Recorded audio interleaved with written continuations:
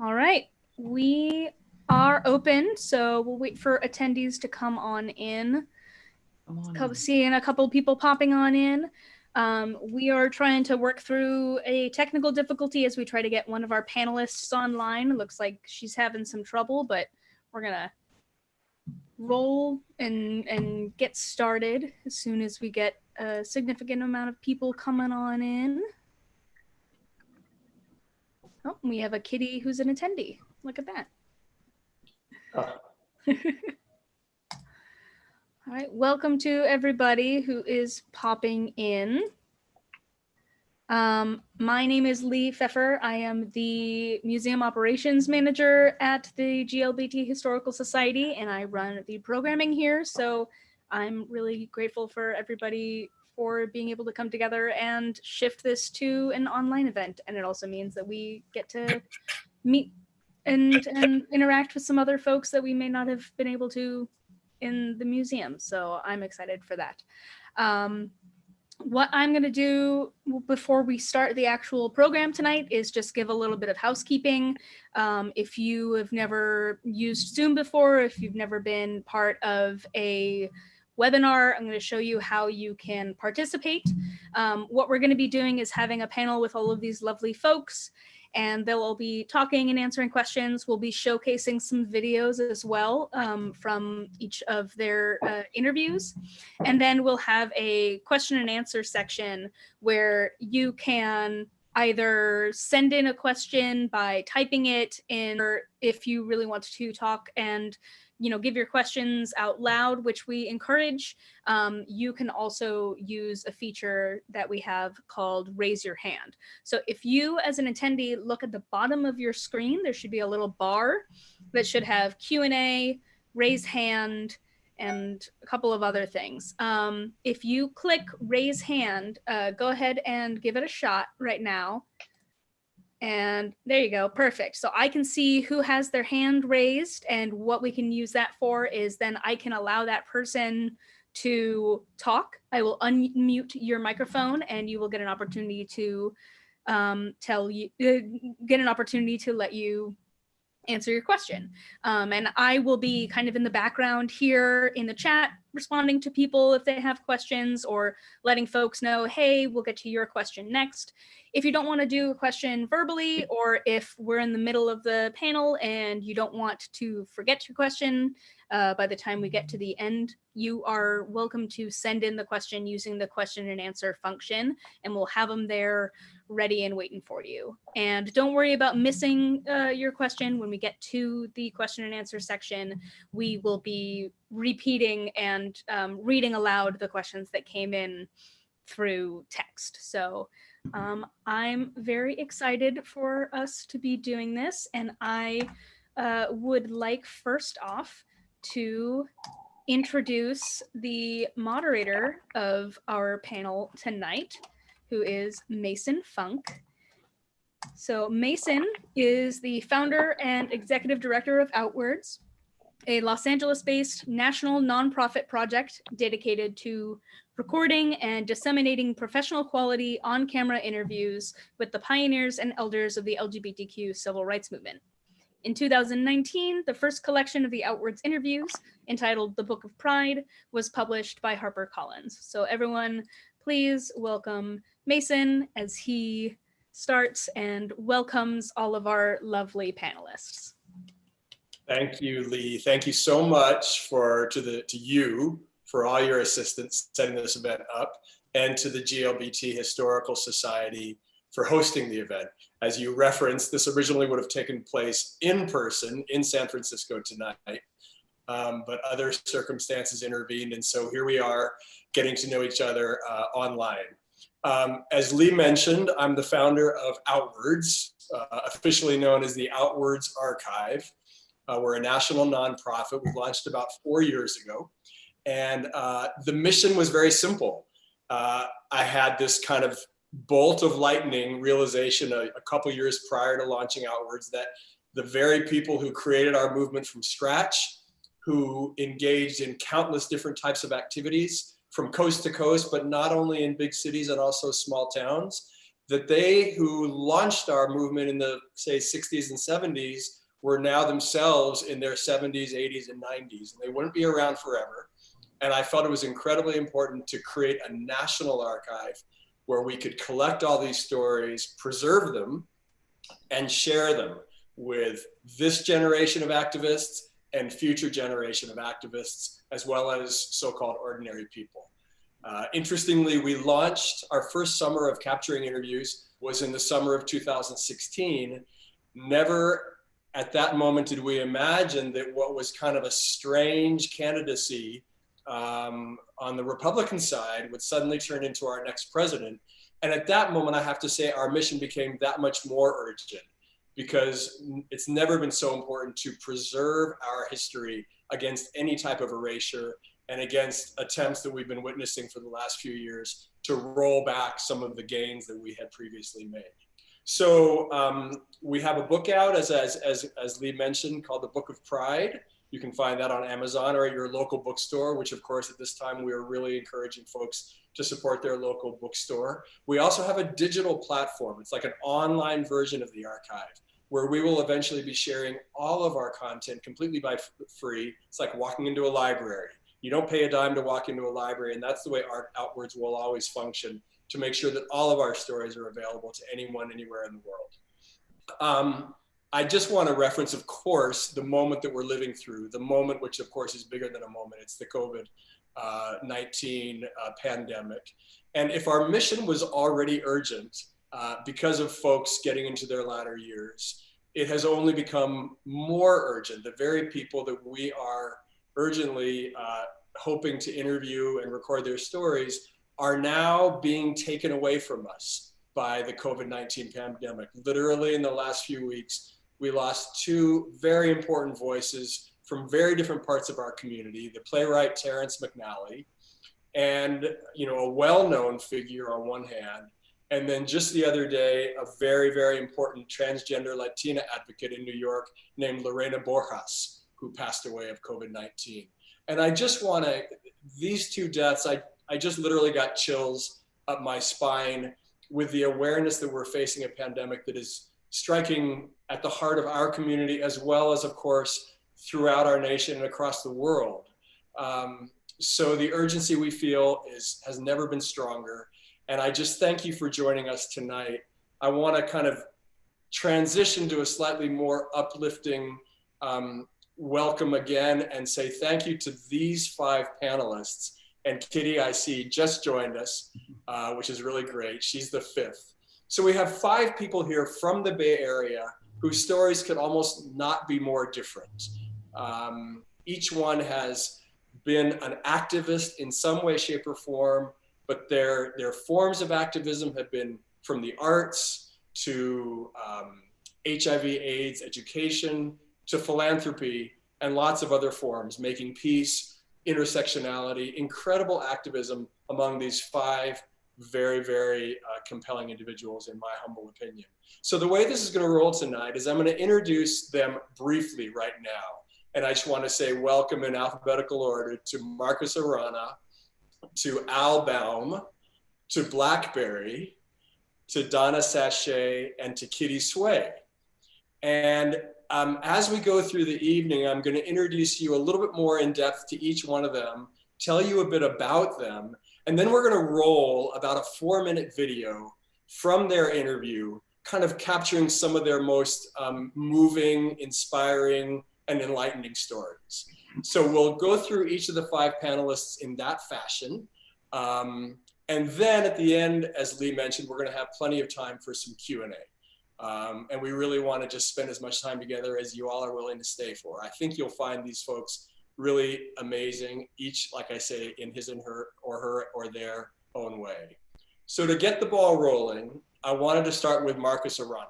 No, actually, I take that back. I wanted to start with Kitty Sway.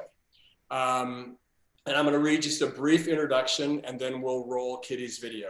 But Kitty was born in Hong Kong and raised in England, and she only moved to San Francisco at the age of 16 in 1968, where she quickly became immersed in advocacy, activism, and writing. In 1979, Kitty co-founded Unbound Feet, a women's performance group challenging stereotypes about Asian American women. In 1983, she published The Words of a Woman Who Breathes Fire, the first book by a Chinese American lesbian. Kitty's work has been collected in over 90 anthologies and has been translated into Japanese, German, Italian, and I'm guessing some other languages as well. So with that brief intro, let's watch this video together. And it'll pop up any second now. Here we go.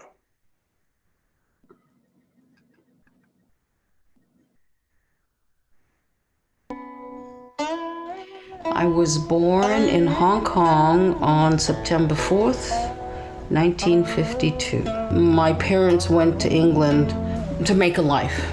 They left me with my grandmother. I lived with her until I was 5 years old. I always felt that my grandmother was my mother and my father. She spoiled me. She loved me. I didn't find out until after she died that she left my grandfather and had a 10-year relationship with another woman. It signified to me that she was a woman way ahead of her time, because in 1920, 1930, as a Chinese woman, you do not leave your husband. But she did. When I came out to her, the only thing she said to me was, "What's gonna happen when you get old?" Meaning, you're gonna be alone. I said, "Grandma, look at you. I mean, you're old, you're alone, and you're fine." I went to San Francisco State. There were bookstores, there were coffee houses, there was women's music. Lesbians loved their writers. It was a great time to be a lesbian. It was a very white movement at that time. I felt that I was exoticized and eroticized because of my ethnicity. But other than that, it was a great time.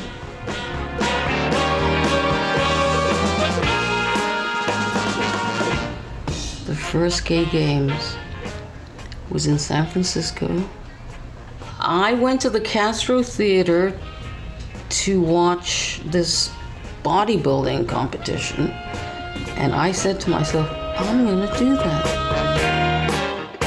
I got a coach and I went on stage and I won the bronze medal.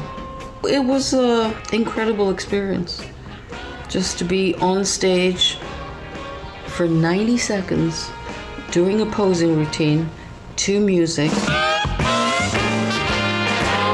And I didn't know what ham I was. I loved it.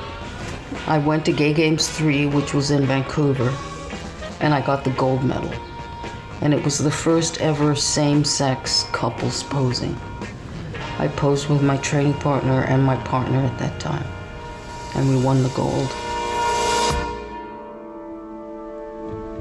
I studied creative writing with Kay Boyle. She was a literary legend. And Sally Gearhart, she told me I needed to be disciplined and that I need to write my truth. My book, The Words of a Woman Who Breathes Fire, was published in 1983. It was the first book by a Chinese American lesbian. My poem, Nice Chinese Girls Don't, it talks about all the things that nice Chinese girls don't do, Nice Chinese girls don't swear, sing, or shout out loud. Nice Chinese girls talk with their eyes averted, sit with their legs crossed, and laugh with hand in front of mouth. I was born a nice Chinese girl. Good thing it was a phase I soon outgrew. My heritage as a nice Chinese girl forced me to rebel. I grew into a different breed of Chinese girl, visible, vocal, and proud to be a different breed of Chinese girl.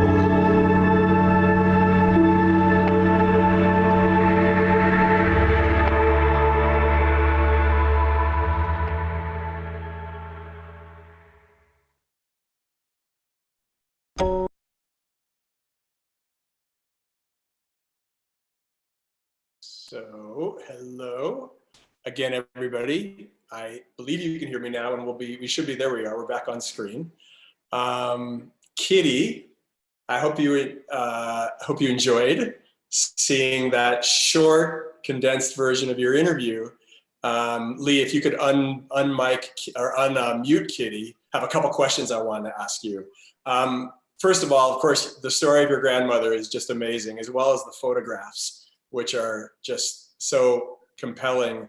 And I wondered, looking back on that relationship and the revelations that you gained from her life, what would you say was this maybe the single most or the couple most important messages or meanings you took from that story of her, and how did they affect your life? Well, she was an independent woman. She became a very famous Chinese opera star in San Francisco, Chinatown at the time. And what they did is she toured the West Coast. And Chinese opera was a very popular art form. But to me, it was her strength and her ability to buck tradition. She left my grandfather and went to live with another woman. And this was in the 1930s. So, it was pretty incredible that she was able to do that. And not only was she able to do that, but she actually supported my grandfather and his whole family. He had 2 other wives, he had a concubine, he had sons, and they had servants. So she was able to support the whole family. Wow, amazing, amazing. You also mentioned, I'm scroll down here to my notes, but you mentioned that you were exoticized and eroticized. We're talking about an early period in the movement, say late 70s, probably early 80s. And I wondered, in that era, you said it was a very white movement and you were exoticized and eroticized. How did you respond to that? What forms did your response take? Did you object? Did you critique? Did you roll with it? How did you respond? Well, I think in the beginning, I kind of rolled with it because I was a new lesbian, and just coming into the movement, even though I had previously, been part of the women's movement, the tail of the civil rights movement, the anti-war. Tell me again part of the question. I'm sorry, my memory. Well, just how did you respond to this eroticization and exoticization, if I can say those words properly? I think I started writing about it. And that kind of tamed my anger somewhat, because it made me really angry. I had a lot of sources of anger. So I think, I wrote. Yeah. Where did the title, A Woman Who Breathes Fire, when you said anger, that's the first thing that popped to my mind. Was that fire, in a sense, a form of your anger? Yes, it was. And I kind of couched it in kind of the woman warrior. So it's the words of a woman who breathes fire. It's the warrior. It wasn't me. Right. Interesting. Well, it's amazing. Thank you, Kitty, so much for joining us. We're going to have questions a little bit around, but go ahead. I used my anger to write. Mm-hmm. It's interesting. Another one of our interviewees, a woman, a playwright in San Francisco named Terry Baum. She's now in her 70s or 80s. She said that it's taken her a lifetime to get to the place where she feels comfortable writing about her women's anger, because it is such a taboo topic. Was it hard for you to get there and go there and find your anger and express it? Well, it was hard. And so all I could do is kind of take parts of what angered me and write about that or talk about it. And then I would bury it for years, and then it would come up again. So I guess it was part of a compartmentalization process. Right. because you can maybe only bite off certain pieces at a time, kind of thing. Well, again, thank you for being here. We'll come back, but I want to move on to Blackberry now.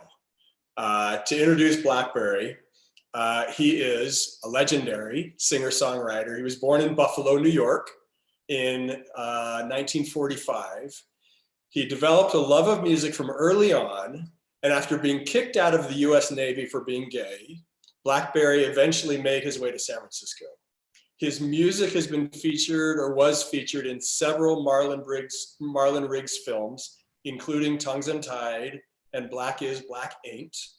And Blackberry has also worked extensively in the Bay Area as an HIV prevention educator and as a counselor to people with HIV/AIDS and their families. So let's watch this short profile of Blackberry.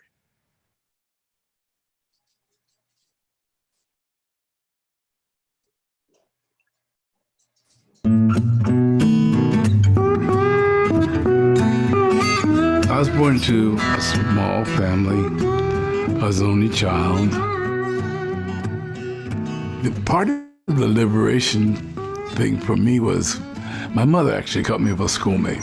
And this boy who came to see me wanted to have sex, and I was going, no, you know, they're home, we shouldn't do it. But he was very persuasive, and he did it. And she came up the steps when we were at the point of no return, so to speak. By the time she got to the door, we grabbed pillows, and there was cum on the bed, so we had to take the Sunday paper and throw it over the cum. So the bed was all messed up, and this newspaper spread out, and we're sitting on the floor with the pillows in our laps. She walks in, she looks at both of us, and we're like, she knew. I was like, oh man, this is really, really bad. I kind of avoided her as much as I could. And one day, we were coming from my grandmother's house. She said, you wouldn't be having problems, are you? And I said, no, I'm not having any problems. And she said, well, if it ever feels like it's a problem, let me know. And I said, I will. I said, right now, it's not a problem. And she says, okay. And from that day on, that was my liberation notice.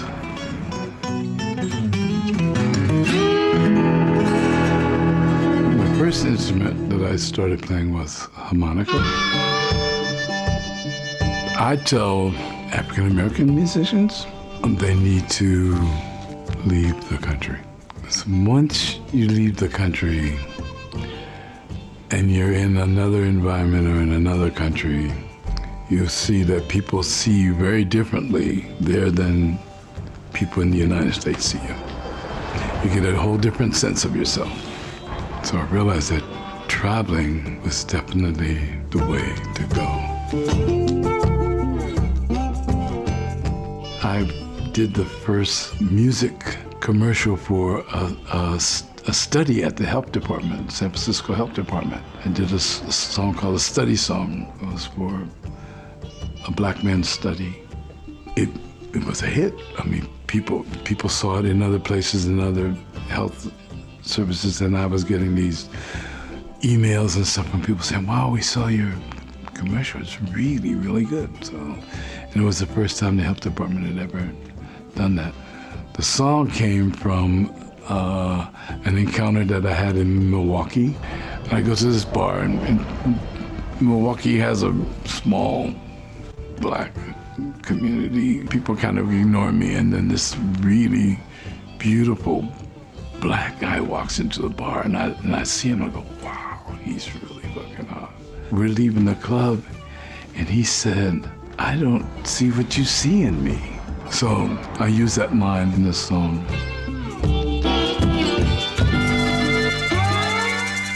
Beautiful black man, I'm glad you looked my way. Let's go home together. What more can I say?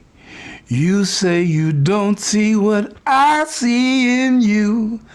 I see the beauty, I wish that you knew. You're such a beautiful black man, but somehow you've been made to feel. All the verses lead up to that phrase, you know. I see the beauty, I wish that you knew. Black people have always, the Negro is always considered ugly, you know. So there's a lot of internalized stuff around how we look, how we are, our hair, our lips, you know. People didn't feel they're important enough to take care of themselves. If you love yourself, you're gonna look out for yourself. You're gonna take care of yourself.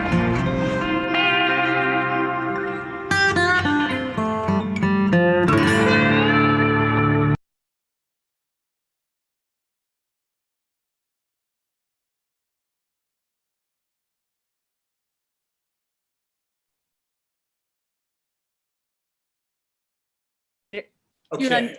You're unmuted now. It took a second. No worries. Thank you, Lee. And thank you, Blackberry, for sharing those stories. You know, one of the things that jumps out at me about the story of being caught in your bedroom with your friend by your mom, and then the conversation you had with her in the car, was you said that was your liberation notice.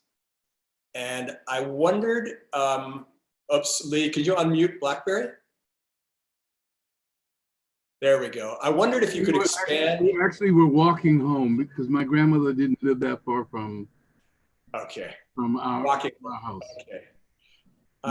We didn't have an automobile. Fair enough. I guess I projected my own childhood onto yours. But you called that your liberation notice. And I wondered what that means, if you can expand on that. It meant that that I didn't have to try to hide it from her anymore. I mean, I was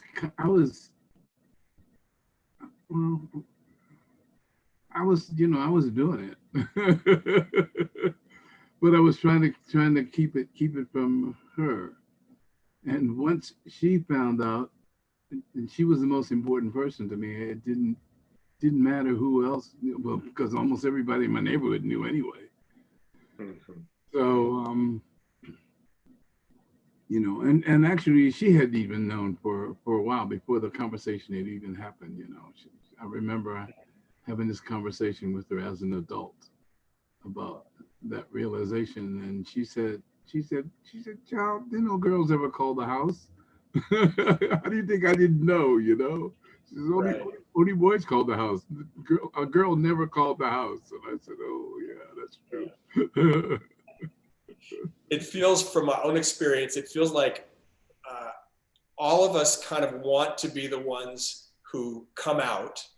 And we don't sometimes realize it. In my experience, it was this way, that after I came out, it turns out that I hadn't fooled people as much as I thought. That just like your mom noticing that no girls came by the house, my mom had indeed noticed things as well. I wanted to also ask you, you know, Kitty talked about being exoticized and eroticized, and you talk about another aspect of that, which is when, you know, Black people being told they're ugly and internalizing that message, and then that in turn has negative effects on their own perceptions of their value, of the need and the importance of taking care of themselves. Can you just talk more about that? What you've seen, what you've experienced? Well, I experienced a lot of racism. That was my thing, and it was an example. When I was in Milwaukee, when I wrote that, I met that guy in the bar. I was there to do a concert. My album had come out, and there was a agency called Good Fairy Records they were doing the album and promoting people, and they brought people to Milwaukee to perform. And they brought Charlie there, and he was a hit. And the bar said, bring, we'll take everybody, anybody, bring them, And when I got there and they found out I was Black, they made all kinds of excuses why it couldn't, why I couldn't play there. That's pretty much what happened. And they said, well, we thought about everything, but the only thing we can think of is because you're Black. And I said, well, great, because I say that to people all the time, and people say, oh, you're just being paranoid, and but they actually experienced it. So they knew that when I talk about those things, they were real. And when I was touring, I used to talk about it all the time, and I got in a lot of trouble for it. And I probably didn't get invited to a lot of events because I always used the stage to talk about that issue. And one time somebody told me that I shouldn't air the gay community's dirty laundry on the stage. And I told them that you shouldn't have dirty laundry. Wow. It strikes me that, just as Kitty had to go through a rite of passage determining how much of her anger to put out there, whether to stay silent or speak out, you on some level had to navigate that as well, about calling out racism when you saw it. Yep. And I did. Yeah.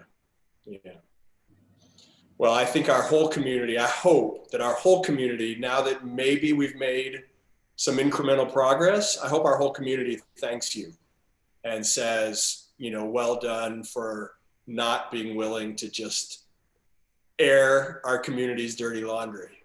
Every community has it, and if you bury it, it's going to come back and hit you somewhere else. That song "Beautiful Black Man" was in Isaac Julian's "Word Is Out." Word Is Out. Oh God, I have a song that's in "Word Is Out." No, it's in "Looking for Langston." In fact, he wrote the film around the song. Wow, that's amazing. Well, thank you. I didn't know coming into your interview whether you'd be willing to sing as part of your interview, but I'm so glad you did. So now we're gonna transition. For me, Marcus is over here. Hello, Marcus. And I'm gonna give you a little introduction to Marcus Arana, and then we'll see a video of him. So Marcus was born in California in the Central Valley in Fresno in 1957 to a family that really struggled on a lot of levels. He had Blackfeet, Ohlone, and Hispanic heritage. He came out as a lesbian in his teens, made his way to San Francisco, and eventually transitioned in his mid-30s. Marcus has trained San Francisco police officers in transgender community awareness, integrated transgender women into women's shelters, and helped draft protocols for the fair treatment of transgender inmates. You can probably safely say that Marcus's work has never been so important as it is right now. So with that said, let's watch this video featuring Marcus Arana.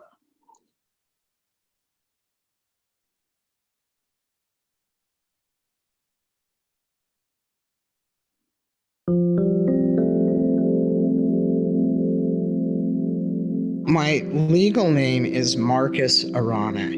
Most people call me Tio, which is Spanish for uncle. So it's kind of a nickname and an honorific. My Native American names are several. My Blackfeet name, which is my father's tribe, is Natui Nina Shtumik, which is Holy Old Man Bull. When I was given my Blackfeet name, all of the old ladies in the neighborhood were like, "Oh, that's a good name. It's got old man in it. That means you're going to live to be old. Oh, that's a good name. It's got holy in it. That means you're blessed." So what does somebody do with their gender identity when they're hiding it? Does it ever go away? Does it disappear? It wasn't until 37 that I finally came to grips with being transgender, that I even learned the word transgender. And it was at a staff meeting at Community United Against Violence, an organization in San Francisco. And one of the staff people says, we keep talking about transgender people and offering services to transgender people, but we don't have any transgender staff members, and that's a problem.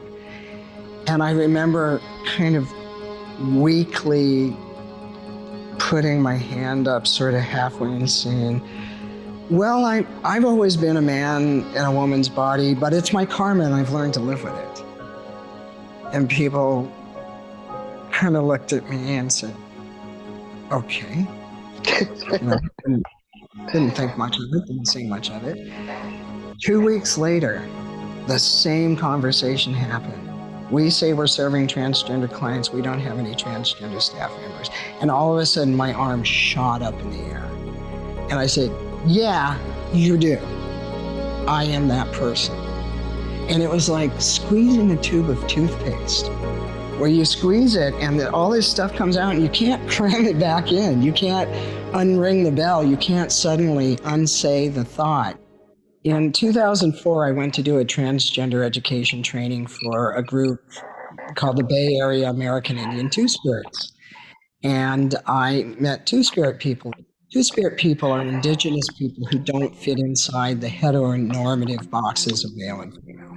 That's the best way to describe us. We're outside the box.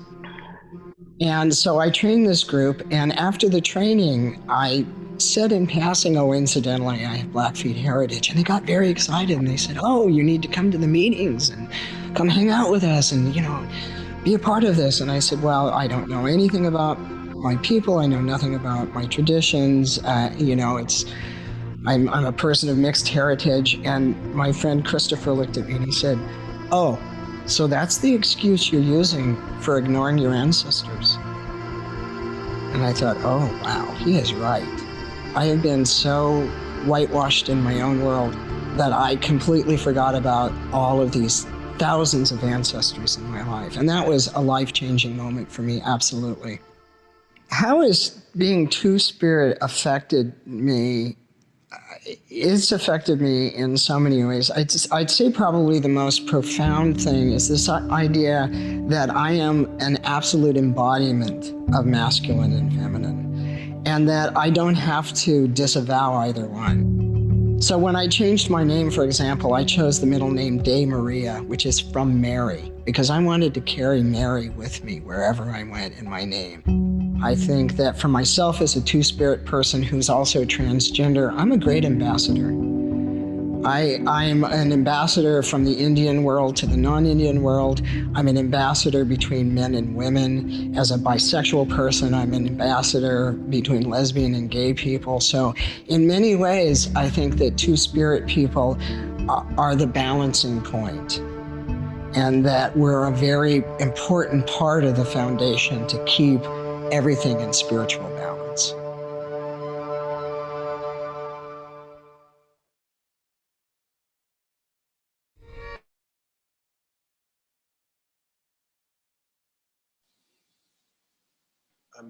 I'm unmuted, and so is Marcus. Excellent. Okay. Marcus, thank you for those stories. So a kind of a theme that inadvertently has got woven into all these videos was these moments, when everything changes, whether it was, for Blackberry, the liberation notice when he had that conversation with his mother, whether it was Kitty discovering she loved bodybuilding. And for you, of course, it was that moment when your hand shot up and you said it was like squeezing. Absolutely. Do you remember, what do you think was the tipping point? What was it that at that moment you said, I just can't stay behind the curtain any longer? When you live an entire lifetime shoving that part of yourself, and anybody who's gay or lesbian can identify to that too, before you get to that point where you're like, I don't care anymore. I don't care how other people will define me. I'm going to define me. I know who I am. I have always known who I am, and I'm not going to live by other people's rules anymore. And so for me, I think it was a little bit like Kitty's story, a little bit of defiance. Like, I am going to bust this mother down. I'm going to kick the walls and let the cracks show some light in here. to quote, I think you just quoted Leonard Cohen. I'll plagiarize anybody. He has a song lyric that something about the cracks, that's how the light gets in. That's right. Another really interesting part of your story, you know, Kitty came from had her own ethnic cultural heritage, so did Blackberry.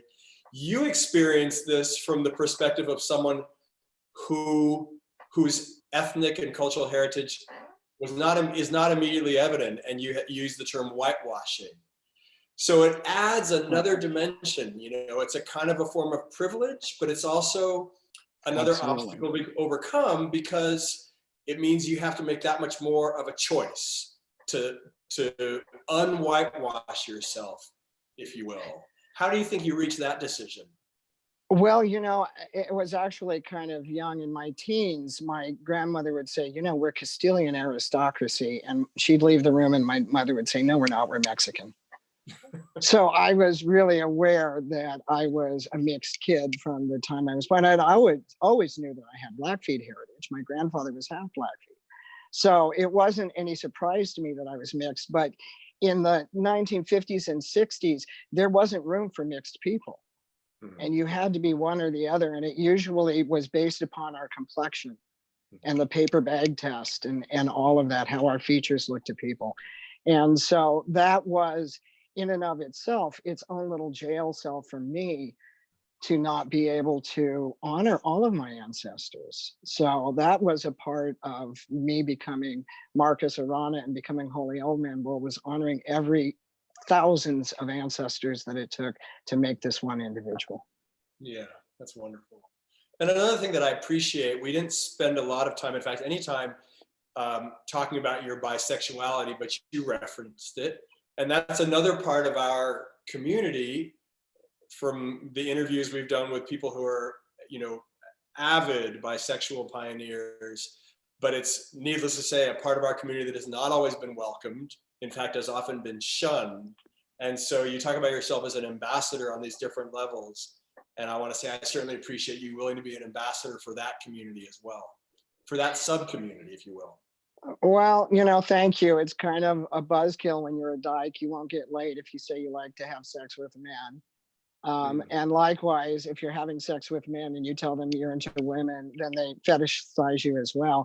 What's really interesting is when you did that interview, I was single and celibate, had been for years, although I'd been gay. And I recently reunited with my lesbian lover, Nancy. And so it's a gay man and a lesbian woman can end up in a bisexual relationship. I'm glad. I've seen the progression of your happiness since you and Nancy connected. It's been wonderful to witness. It's great. Good. So moving on to Donna, another one of our just wonderful panelists here. A brief introduction. Donna was born in 1954 in South Carolina. And she'll tell you the stories, an incredibly rough childhood, a lot of dysfunction in her family, and she escaped. She first escaped to college and then made her way to New York to work in the fashion industry or the retail business. But in 1990, shortly after the infamous 1989 Loma Prieta earthquake, she moved to San Francisco, and that was one of those moments that changed her life in many ways. She started performing in drag at a gay men's chorus talent show. And since then, Donna's performances have raised millions of dollars for various causes, including her annual Songs of the Season musical cabaret show to benefit the AIDS Emergency Fund. So let's get to know Donna a bit better through her video.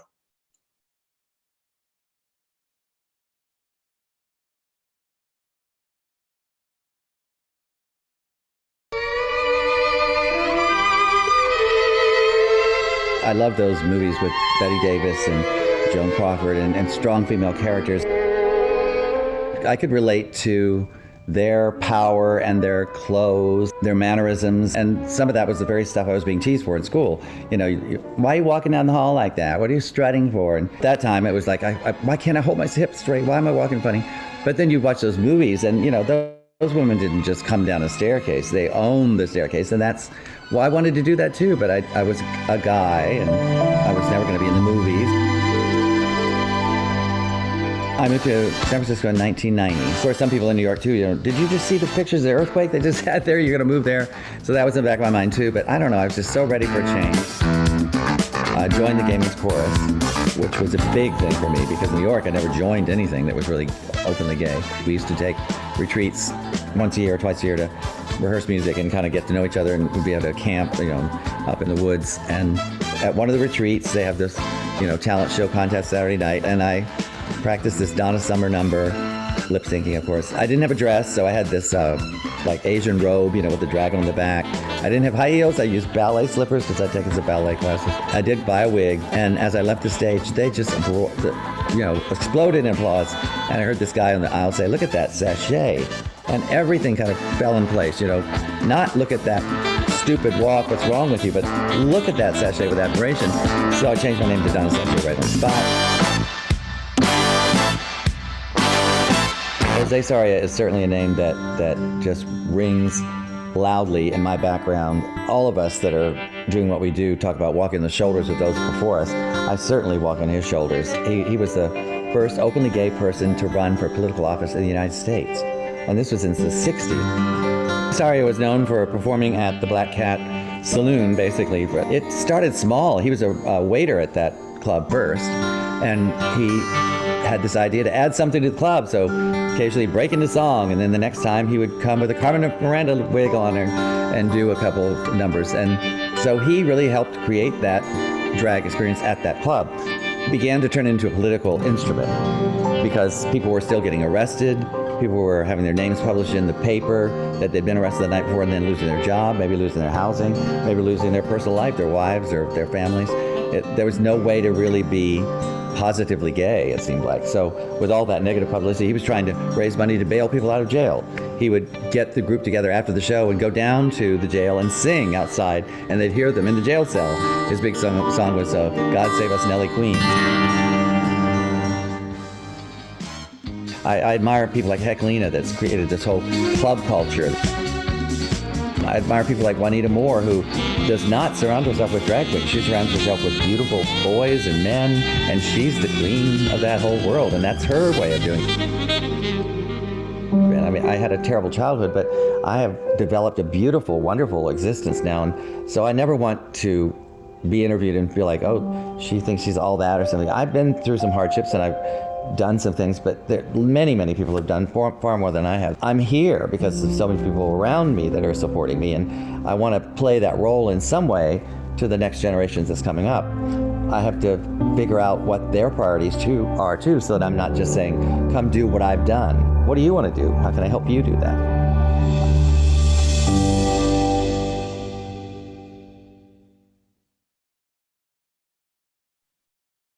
Thank you, Donna, so much for those stories.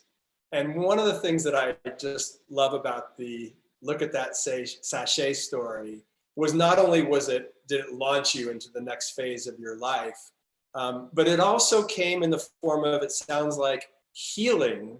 In other words, it was affirmation for the very thing for which you had been bullied and much, much worse as a younger person. I wondered if you can just talk a bit more about that moment and what it meant to you, what it meant to you. Well, that seems to be a common theme with all the people that have spoken so far, finding who you are and almost being ashamed of it for a while. And then that moment when you say, I'm not ashamed of it anymore, I'm going to embrace it. And I often say in interviews that I don't put on drag, I let it out. There was always that character in there, and I had to squelch it, and I had to make my hips not work that way. And I had to do masculine things that I didn't enjoy and for most of my life. And then when I came out as a drag queen, it was just, I was able to embrace them. And so I say for anybody, whatever it is, look at yourself, examine yourself. What really thrills you? It may not be your job. It may be something that you do as a side thing. Embrace that, and you'll find that you have so much more joy in your life. And I certainly did. Mm-hmm. I think we all probably greatly appreciate your tribute to Jose Sarria as an example of a person on whose shoulders we all stand. And I want to ask you, we sort of went there in the video, now you're potentially a person on whose shoulders more people are going to stand. But I so appreciated also that the last thing you said was you want to be a role model, but not defining how they have to do it. Can you expand on that sort of balance a little bit? Sure. I think that's one of the things that Outwards, in my experience, has done so well, saying that, you know, there's a history here, and there were some people that were truly pioneers. I don't consider myself a pioneer. I wasn't there doing ACT UP in New York. I wasn't in the gay men's health crisis even. I came along, the movement was well underway, and I found my place in it. And Jose Sarria was there at the beginning when it was like, you could be thrown in jail. Like you said, BlackBerry, or somebody said they got thrown out of the Navy. I mean, you could be thrown out of a lot of things. And now I came into a world where things were a little bit more fluid. And Jose was amazed at what happened in his life as people improved in their civil rights and their recognition and their pride, really. I was lucky enough to know him too. That's something I want to say. And that's what Outwards is doing, letting people get to know these people that really did these initial things. And then the last thing is, you know, drag has changed so much. I mean, RuPaul's Drag Race has kind of, in a way, taken it over. And I think there are pluses and minuses about that. But there are different ways to do drag now. And I don't want everybody to say, oh, she liked Betty Davis and Joan Crawford, so I wanted to do that. That was me. That may not be you. Maybe you want to be a club drag or a bearded drag or whatever kind of drag. And now there's female drag. I mean, and I welcome all of that, although I may not even understand it. And I certainly can't do it or wouldn't want to do it. I want to do it my way, but I want everybody else to feel free to do it their way and find their joy within that. I love that sentence. You welcome it, even though you may not understand it. You know, we're all in that generation now where things are happening all around us. You know, people are adopting different forms of identity that we didn't necessarily have or share. The word queer is highly controversial. Some people of our generation love it. Some people of our generation hate it. But I think being able to welcome and tolerate and be curious about things that we may not understand is a good starting point for all of us. Well, I think a lot of us fear turning into that man that sits on the front lawn and says, get off my lawn. You know, I don't want to become that person. I don't want to become that intolerant person. I want to say, you know, come in and let's have a coffee or let's have a tea or, you know, talk about what amazes you, what interests you. Otherwise, the movement, it goes sideways or it doesn't continue. Yeah, thank you. Thank you. Well, I want to say last but not least, I want to introduce Al Baum. Al was born, to give you a brief introduction of this wonderful man, he was born in 1930. And so I won't be giving away too much. I hope if I say that he's going to turn 90 years old this year. He was born in Chicago. He went to Harvard Law School. He moved to San Francisco. He figured out law was not what he wanted to do. So he went back to school, became an urban planner. He used his combined skills to help save San Francisco Bay and came out as a gay man only at the age of 45. Since then, Al has been a psychotherapist, a restorer of old Victorian structures, and an ardent philanthropist. In 2013, Al was honored as a Lifetime Achievement Grand Marshal of the San Francisco Pride Parade. So let's get to know Al a little bit better through his video.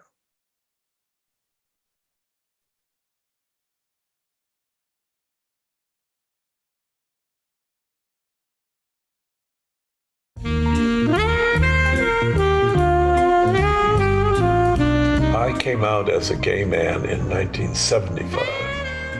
Before that, I had some girlfriends.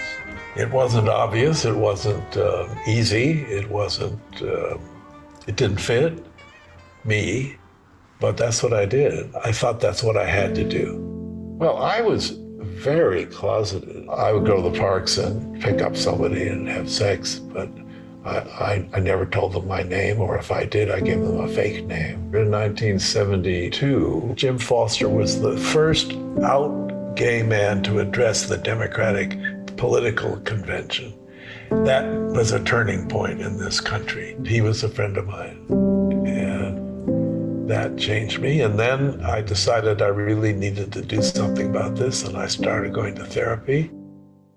And then I had a friend who was one of a group of 10 men who started something called Lavender University. They were all gay. And I had a friend at that time who was the education reporter for the Chronicle. And I asked him if he would be willing to do an article. He said, of course. So I made a plan to bring 2 of the 10 men to him. And I was going to introduce them and then leave.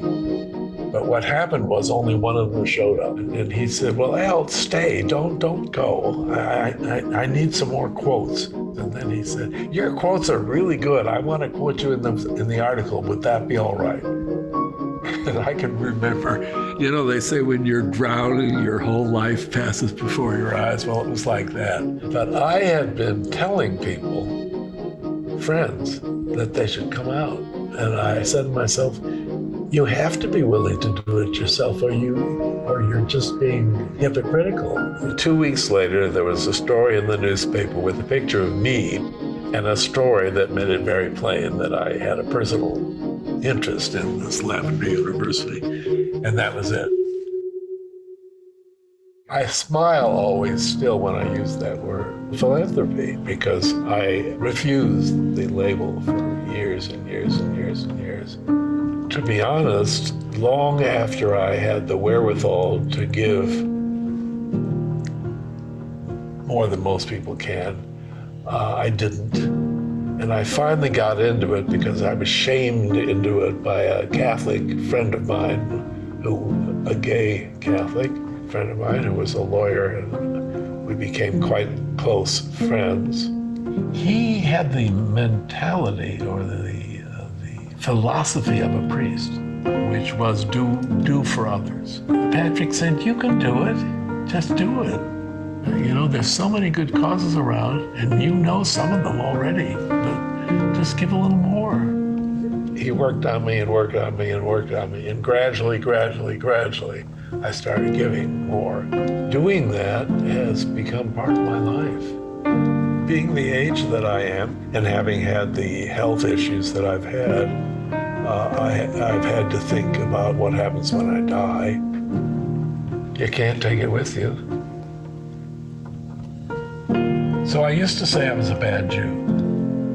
And then people, rabbis and other people would say, you do so much else for the world and for people who don't have. That's true, that is part of the Jewish religion, the tzedakah. And I do that, I admit that. It doesn't feel spiritual to me, but I think in terms of what people mean by the word, perhaps it is.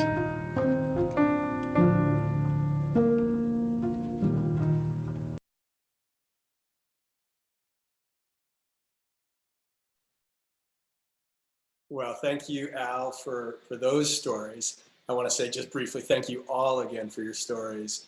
Al, we've got a few metaphors going here. We've got the toothpaste tube. We've got the life flashing before your eyes while you're drowning. Can you just tell us a bit more? I'm curious, when I rewatched this video earlier today, did you do any groundwork ahead of time? Like, here it is, it's going to be published in the San Francisco Chronicle. Word is going to get out, so to speak. Did you tell people ahead of time? Did you prep friends, family, whoever, for this news that was about to drop? No, because I didn't know it was going to drop.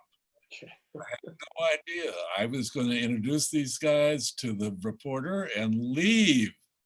That's how it turned out. So what was the reaction? I'm curious. Sometimes we hear people say that as bad as they imagine it's going to be, it's worse. And other times, as bad as they imagine it's going to be, it's not as bad. Do you have some specific memories from what it was like for you? I have a few memories. Most people didn't say anything. They just ignored it as far as saying anything was concerned. I'm sure that it affected their view of me, but they didn't say anything. One of my friends, who's very much alive and very straight still, said, I'm so glad you did that, because it means we can speak more freely now. And I look forward to that. And we're still very much in contact after all these years. I didn't hear anybody critical. Well, yes, one person said to me, "Why did you do that?" And I didn't have a very good answer, except the one I just gave you, which was I didn't expect to do it. Have you ever thought about what would have happened to you if you had sort of not been shoved out of the closet? Yes, I have.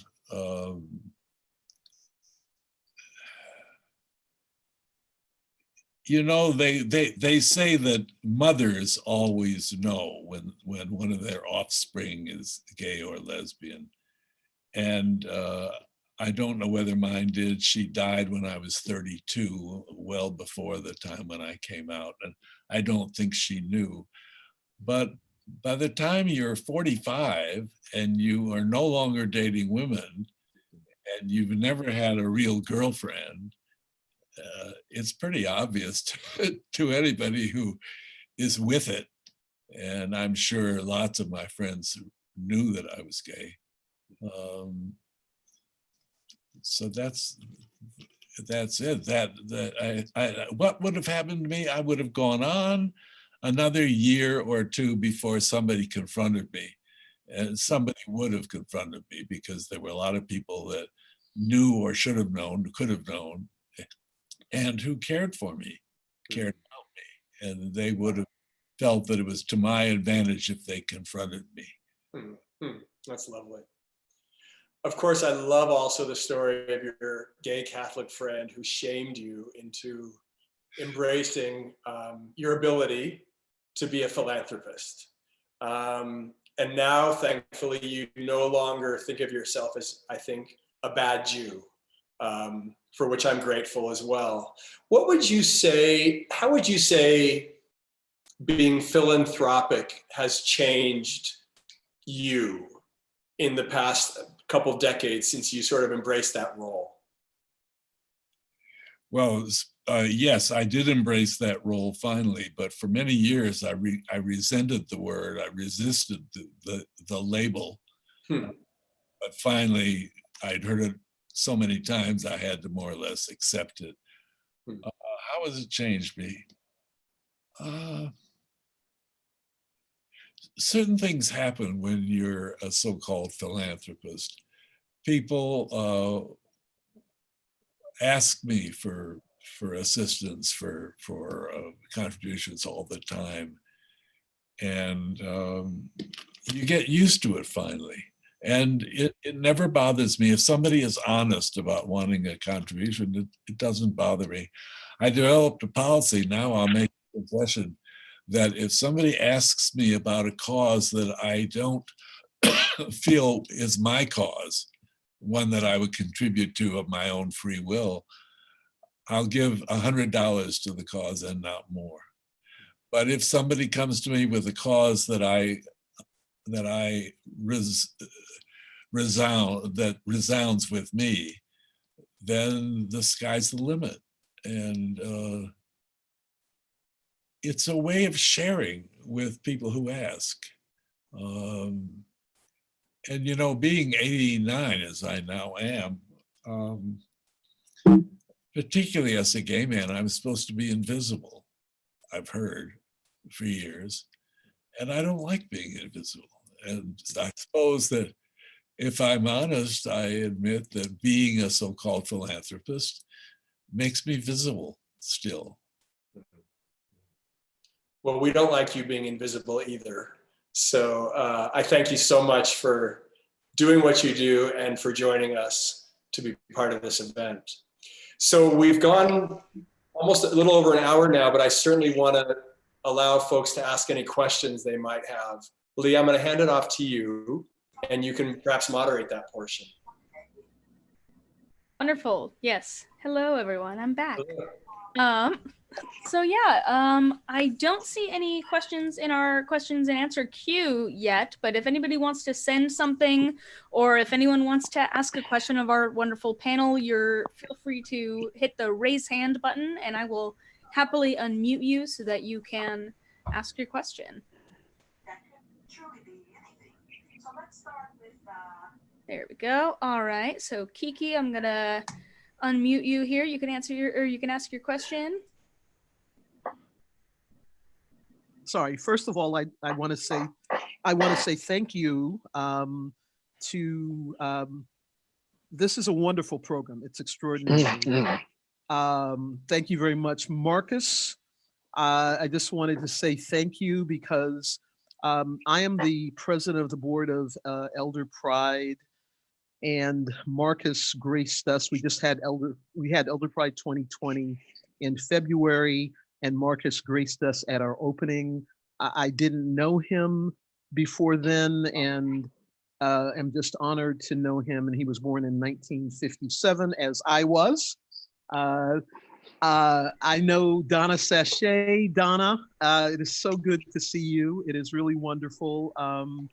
Blackberry, yes, I love you. And in fact, I would not have known about this had Blackberry not told me. And then Mason, I'm a new Facebook friend of yours, and happy to know you. And this is just extraordinary. Kitty, oh, just incredible. I was just talking to my wife, Natalie. She and I are writers and just greatly admire you. And I just wanted to say thank you all for this. My question actually is, what advice would you give to others about living their authentic life?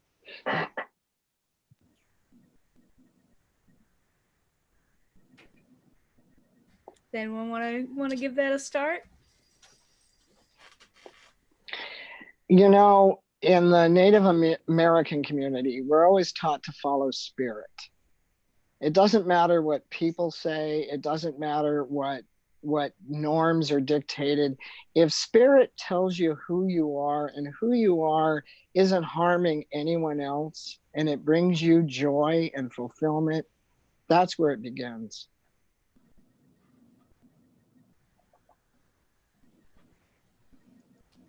Blackberry, go. Go for it. You guys are all unmuted so that you can contribute at any point. Pretty much what I I have this saying, and I've said it for a long time. Don't let anybody steal your joy. Whatever your joy is, don't let anybody stop you from enjoying your joy. Don't let anybody take that from you. Sometimes it takes a lifetime to find what that joy is. You know, I feel like I came into this kind of later than some people. You live part of your life, several chapters of your life, and a lot of it's drudgery. It's just, you're just living. And then I come to San Francisco and I find this personality and this community, and how could I turn my back on that joy? I think for me, to live an authentic life, for me, I have to remember that I came from the love of generations of my ancestors. And when I go there and I believe that, then I can stand in spirit. And in order to live an authentic life, I have to start loving myself as who I am, and not be silent, and not be invisible, not be diminished, all of those things, not to be erased, to just step up and stand up. I think I would tell the young people, I do tell sometimes, that they will be much happier when they are being authentic. And that certainly was true. I can't imagine being my age and not being authentic. And I was fortunate. I found true love at the age of 74 with a man who was 47. And it couldn't have happened if I hadn't been authentic when I was 45.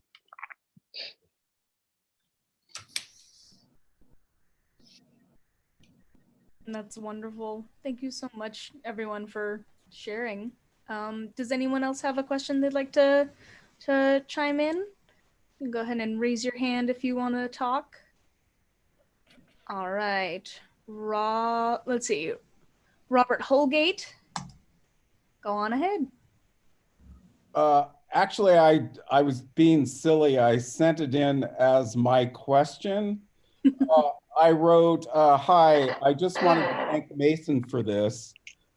Truly heartwarming, which it was. All of your stories were beautiful, inspiring, and heartwarming, and a little hard sometimes, but bravo. And then the PS I put in was, good job, Al, babe. So, You came out, Robert. awesome. Thanks a million, Mason. This is beautiful. Thank you, Robert. You're welcome. In case you haven't guessed, that's who I came up with. Oh, wow. Oh. And you just almost cried. Bravo. I love it. No, he actually did cry. I know. I'm giving him the benefit. It's beautiful. Thank you. Wonderful. Anyone else? Would anyone else like to send a question in? Panelists ask other panelists questions. Yeah, we've got Adam Sandel. Oh, hey, Adam. Sandel. Go ahead. Still muted, Lee. Adam is still muted. Oh, there we go. Gotcha. No. There we go. There we go. First of all, I wanted to thank Donna for inviting me to this. I never would have known about it otherwise. I really enjoyed hearing everyone's stories. And I also had a question for Mason. Is it true that you appeared in a production of The Diary of Anne Frank? So Adam is pulling my leg. He learned about this event through Donna. It turns out Adam and I went to high school together. Oh, how and fun. we were trying to figure out, like, how do we know each other? We have these mutual friends on Facebook.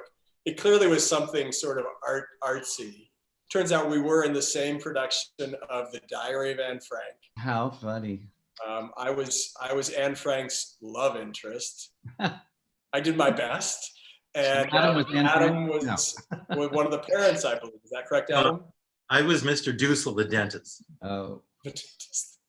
Yes, I was very short, so I had to play very young boys or very old men. Listen, Mason, as Lily Tomlin said years ago, you don't have to be one to play one. That's why they call it acting. Well done. A good quote. Thank you. Wonderful. Thank you, Adam. Sure, thank you all for doing this. Thank you, Adam. I'm curious, I look at the five of you, which to me, honestly, it just fills me with joy and honor and pride, I guess, to have kind of found you all and brought you together in this moment. Such an interesting cross-section of our community. And I wonder how you feel looking, I'm thinking it's like the Brady Bunch where you can literally look at each other like this, which I know you can't do, but, or Hollywood Squares.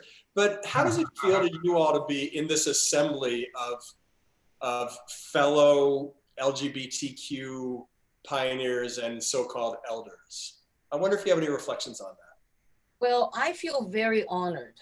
I feel very honored to be part of the book and part of this with all of you. Today I read everybody's part in the book, and I just felt so incredibly proud. I look at you and I see the differences between us, and yet I feel this sense of unity. And so that's incredibly satisfying to me. I mean, we live in, I don't even know what to call it, chaotic, horrific times. And just to know that we are still here and that we're still active, we still have voices, we're not invisible, and we will go on. We will go on. So I feel incredibly honored and proud to be part of all of this. I'm proud of the work that all of us do.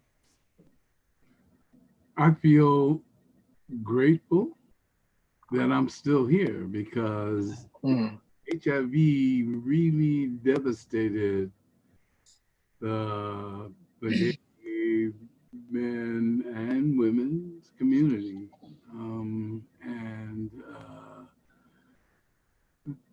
I'm really grateful that I'm still alive.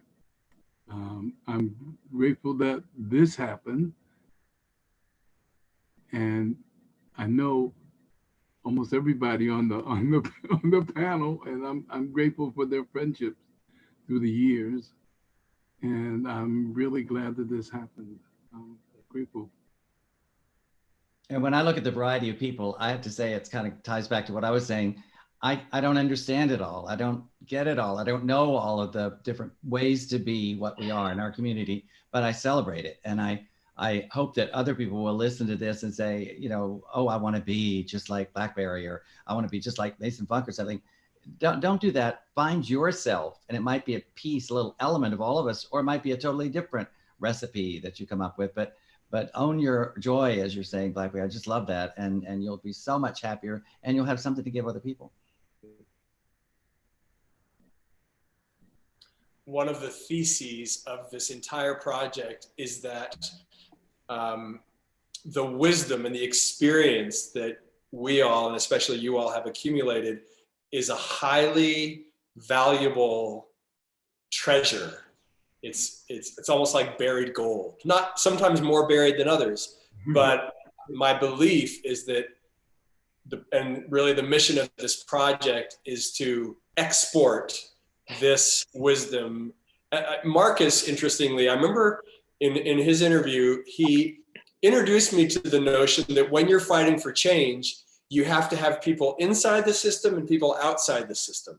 I sometimes say you have to have people inside negotiating and outside holding a rock in their hands. And I've never been really an activist. So it was Marcus who kind of clued me into that. And that is a piece of wisdom and practical strategy that anybody can use who's trying to bring about change. And so I think you all are exemplars of how change happens in many, many different ways.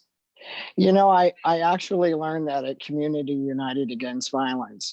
And I want to say, in terms of this panel, I am in awe to be sitting here with these individuals, every single one of you, including Mason, Kitty, Blackberry, Al, and Donna.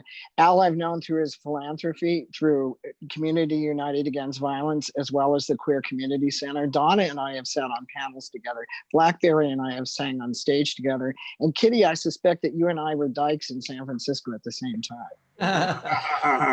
So it really amazes me to be in this panel and to have seen every one of your stories. I was being filled with goosebumps.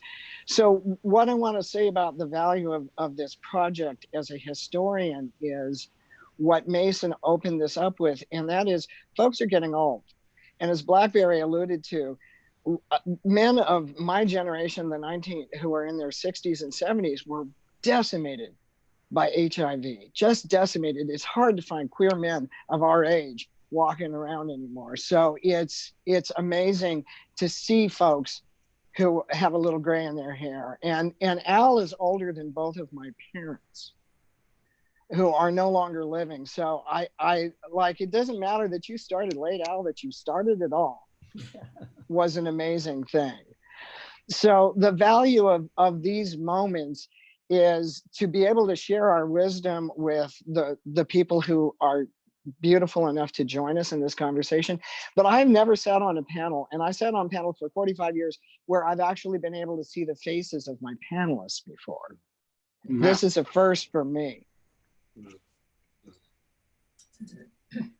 Well, thank you, Marcus. I know that Lee will probably say a word or two about the GLBT Historical Society, an incredible organization. And the fact that with the organization, with their doors closed right now, they are ever more dependent on online donations. And I just want to say on behalf of the Outwards Archive, just to reiterate, the work we're doing is we're a nonprofit here in the state of California. We are supported entirely by individual donors as well as governmental and private foundations and grants. But if you would like to support this work, and of course I want you to support the GLBT Historical Society as well. But please go to the outwordsarchive.org, the outwordsarchive.org, and don't forget how Outwords is spelled. It's Outwords, W-O-R-D-S. And I just want to say thank you to our panelists again for joining us. Thank you, Lee, and to the GLBT Historical Society for organizing this event. And I'll hand it back to you, Lee, for a final word. Book about more stories. Yes. There are more stories, more stories. More stories. You can find us either at the outwordsarchive.org or literally at thebookofpride.org as well. That'll take you to our organization. Yeah, I would just like to close by thanking all of you for joining us and for all of our panelists. It was really special for me to hear all of your stories and get to know you as well. I really hope that this is not the last time that we all get to collaborate together. You know, I would really love to be able to do another one of these in person, considering we had to kind of shift online. But the wonderful thing about this is that, like, you know, Marcus said, you all get to see each other and interact in a way that's kind of harder to do when you're all in a line at a table. Right. So there's some beautiful silver linings, and I've been really touched and inspired by all of your stories as someone who's, you know, part of a younger queer generation who is also interested in where we've come from and our history. Wow. So I just as a personal thank you, I want to thank all of you. And if anyone else has some more questions, I see one hand up. Oh, from Daniel. Let's see. Go ahead, Daniel. He's muted. Still muted. Yeah, it's taking a second. Let's see. Unmute. Come on. Unmute. Yep. Huh. It doesn't want to seem to unmute you. Daniel, if you want to put your question in the question and answer. While we're waiting for that, didn't you say this is going to be recorded? It'll be available online for people to. Yes, this has been recorded. It's being live streamed on our YouTube channel as well, and then it usually takes about a day for it all to download and get set up, and then I will be putting it up on the GLBT Historical Society website under past events. Great. And let's see, doesn't look like we can get Daniel talking, but we do have just a nice comment from Jay. As Mason's husband, I just want to say how proud I am of him and his tireless efforts to protect and preserve our history. Thank you all. So that's my sweetheart. All right, let's see. Oh, apparently we clicked the question button by mistake. Well, thank you, Daniel, for chiming in and saying hello in that way. I think unless anybody wants to say anything in closing, I think we are probably good. Unless anybody else has any questions or closing, Marcus. I just want to thank Mason Funk for preserving. I studied history, and preserving history is an amazing thing. And for you to spend the time and the effort and the production value that you put into these stories just amazes me. It humbles me. It made me laugh and it made me cry. So from the bottom of my heart, for all future generations, I just want to applaud Mason for keeping us alive. Oh, thank you. 1 second. Thank you so much. Thank you. And I want to say, you know, on the theme of joy and pride, you know, I came out in my 20s, kind of typical story. And I remember questioning friends of mine. The whole notion of pride remained pretty abstract to me. I didn't go to pride parades very much. And I never had really felt in an internal way a sense of pride. And then, you know, I had my career, I had a great life, honestly. I mean, I've had a wonderful life, but there was kind of almost like a missing piece. And then when the idea for Outwords came to me, little did I know that in terms of pursuing my joy, that this would be by far the most fulfilling thing I've ever done professionally or personally. And secondarily, that through meeting you all, the notion of pride completely came alive. And so I feel proud just to be part of the same community of people that you all are part of. That has completely changed my life. And so honestly, it's been an honor. And thank you, Marcus, for sharing what you said. Thank you. Thank you. Thank you, Donna, Al, Blackberry, Kitty, and again, thank you, Lee, for bringing us all together on the digital front. Yeah. One last question, Mason, is there anywhere that people can see more of these interviews? Are they on the outwordsarchive.org? Yes, so if you go to the outwordsarchive.org today, last year we spent a lot of time, when the book was coming out, we spent a lot of time building a new website for the purpose of being able to integrate full-length interviews with transcripts and make them searchable so that people could go in and poke around just like in a library and find the things that meant the most to them. So we built it and we put it up, and we are now in the process of upgrading it a little bit from the user experience. But having said that, you can still go on our homepage. You have lots of videos like the ones you just watched from various people all over the country that you can watch, these sort of 3 to 4 minute videos. And then if you click inside to the browse subjects page, we currently have 33 of our full-length interviews uploaded there with personal photos and portraits and full video and full transcript. And it's just a matter of time and funding until we're able to upload all 141 interviews. I think I forgot to mention that. To date, we've shot 141 interviews in 26 states. So with time and funding, we will eventually have everything available online for people to go in and browse to their heart's content. Wonderful. Thank you so much for sharing. So yeah, please do what you can to support the Outwards Archive, to support the GLBT Historical Society. You know, a lot of public institutions right now are trying to figure out ways to move forward.